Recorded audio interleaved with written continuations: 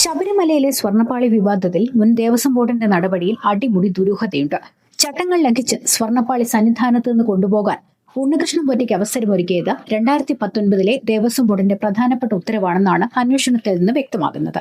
അവിടെ നിന്ന് കൊണ്ടുപോകുന്ന സ്വർണ്ണപ്പാളിയിൽ നിരന്തരം നിരീക്ഷണം വേണം എന്ന ഉത്തരവുണ്ടായിട്ടും സ്വർണ്ണപ്പാളി എങ്ങോട്ടാണ് കൊണ്ടുപോയതെന്ന് ബോർഡ് തിരക്കിയില്ല. ഇപ്പോൾ ഉണ്ണികൃഷ്ണനെതിരെ തിരിഞ്ഞ ഇടത് സർക്കാർ നേരത്തെ അദ്ദേഹത്തെ വഴിവിട്ട് സഹായിച്ചു എന്നതിന്റെ തെളിവുകളാണ് പുറത്തുവരുന്നത്.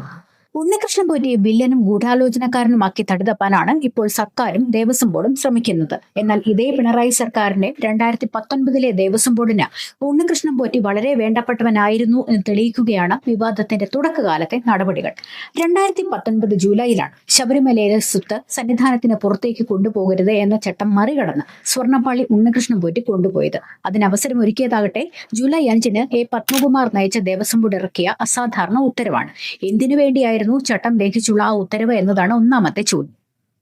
സ്വർണം പൂശിയ ചെമ്പുപാളിയാണ് സന്നിധാനത്ത് നിന്ന് കൊണ്ടുപോയത്. പക്ഷെ ഉത്തരവിലുള്ളത് ചെമ്പുപാളി എന്ന് മാത്രമാണ്. സ്വർണം പൂശിയത് എന്ന വാക്ക് ഉത്തരവിൽ നിന്ന് മനഃപൂർവ്വം ഒഴിവാക്കിയത് അട്ടിമറിയുടെ ഭാഗമായല്ലേ എന്നതാണ് അടുത്ത ചോദ്യം. ജൂലൈ 20 സന്നിധാനത്ത് നിന്ന് കൊണ്ടുപോയ സ്വർണ്ണപ്പാളി ചെന്നൈയിൽ എത്തിച്ചത് ഓഗസ്റ്റ് അവസാനമാണ്. ഇത്രയും ദിവസവും സ്വർണ്ണപ്പാളി എവിടെയായിരുന്നു? അതിനെക്കുറിച്ച് ദേവസ്വം ബോർഡ് അന്വേഷിച്ചിരുന്നു.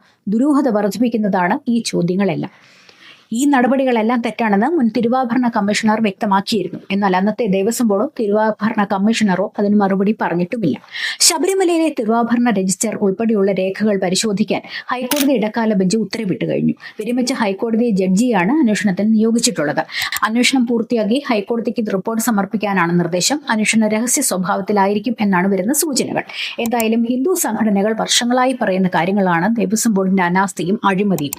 ഓഡിറ്റിംഗ് ഉൾപ്പെടെ സമയാസമയങ്ങളിൽ ഉണ്ടായിട്ടും ഈ തിരിമറികൾ ശ്രദ്ധയിൽപ്പെട്ടിട്ടില്ല എന്നുള്ളത് സംശയമുണ്ടാക്കുന്ന കാര്യമാണ്. പിണറായി സർക്കാരിന് ആകെ ഇപ്പോൾ ശബരിമലയുമായി ബന്ധപ്പെട്ട് താല്പര്യമുള്ളത് അവിടെ ടൂറിസം കേന്ദ്രമാക്കി മാറ്റാനാണ്. ഈ ആഗോള അയ്യപ്പ സംഗമമൊക്കെ അതിന്റെ ഒരു ഭാഗമായിരുന്നു. ക്ഷേത്രങ്ങൾക്കായി ദേശീയ സംവിധാനം നിലവിൽ വരുമെന്ന കേന്ദ്രമന്ത്രി സുരേഷ് ഗോപിയുടെ വാക്കുകളാണ് ഭക്തർ പ്രതീക്ഷയർപ്പിക്കുന്നത്.